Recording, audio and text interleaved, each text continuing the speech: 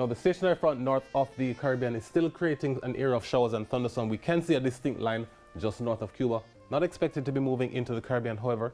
Across the region, stable conditions persist, and we do have a high pressure ridge that's dominating most of the central and eastern portions of the basin. The forecast for tonight is for generally fair skies. We're expecting temperatures to be dropping to about 24 degrees Celsius in Kingston and in Montego Bay. For the morning tomorrow, expect partly cloudy skies across the east, and for the afternoon, isolated showers are across inland areas. Temperatures are reaching 31 degrees Celsius.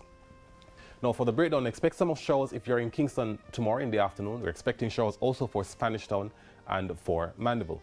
Further west, expect partly cloudy conditions in the Grill with showers and isolated thunderstorms for Savannah, Lamar, Black River and Santa Cruz. Expect partly cloudy skies also for the northeast, including Ocho Rios and St. Anne's Bay. A few showers are forecast for Brownstown, also for Montego Bay and Lucy. Now, the next few days have shower activity. That's Friday and Saturday. On the weekend, we're expecting partly cloudy conditions in the afternoon on Sunday, also on Monday, especially across inland areas and western parishes. For the marine forecast, the winds on the north tomorrow are easterly, and they are 10 to 15 knots with wave heights between 1 and 1.5 meters.